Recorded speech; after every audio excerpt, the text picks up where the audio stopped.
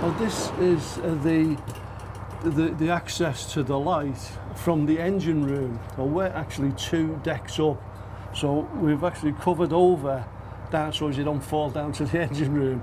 But we can actually access the light room itself for video purposes. Watch your head. And just be careful, Tim, up this spiral staircase.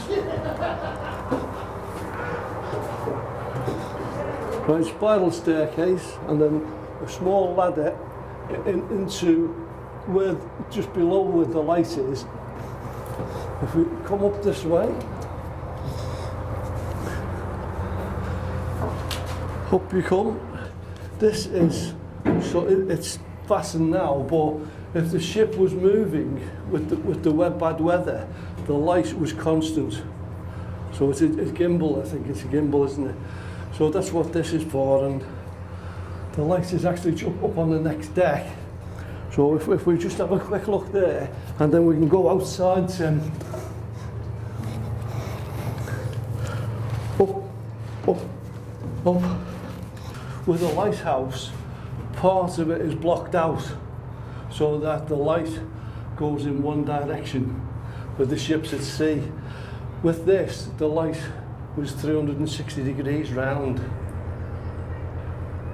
Actually, in the old historical canning dock, there's Albert, that's Albert Dock over there, and that's canning half tide, so that they would close the lock gates, lower that little portion down, so that ships should come in, sort of as the tide was coming in.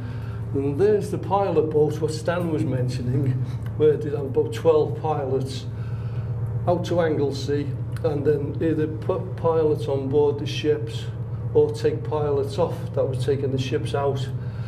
And a new innovation there, in the last couple of years ago, the council actually built a canal for narrowboats through there, underneath the buildings, right across the pier head and into Prince's Dock.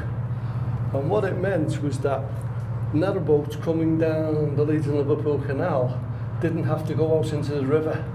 They can now come through here anytime, and then round there through Albert Dock, and there's a complex here with heat, water, electricity in the dock here. It's a new development, and you see all these new buildings, plenty of hotels. You have people coming here. The hotels are so convenient, and they're not all 5-star hotels. Yesterday we had somebody who's stopping at the Adelphi, and they were amazed that it wasn't 5-star prices. Years ago, all the people on the big liners, they stopped there. Roy Rogers stopped there. I don't know whether you know. Did you know Roy Rogers and Trigger stopped there many years ago? And the view of the stern, where when they moved the vessel down into the channel, they put a helicopter landing platform on the stern of the ship. I mean, all the rails and that wouldn't be there. They'd probably be collapsible rails, but that was what it was. The mast, we've got the foremast there. They used to have another mast just the other side of the foghorn. That is the foghorn. And I don't know whether you can imagine, 12 miles away you could hear the foghorn.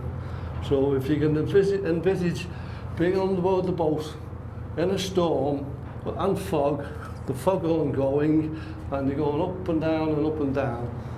No room for seasickness, and you couldn't say, I've had enough. Phone a taxi, I'm off home.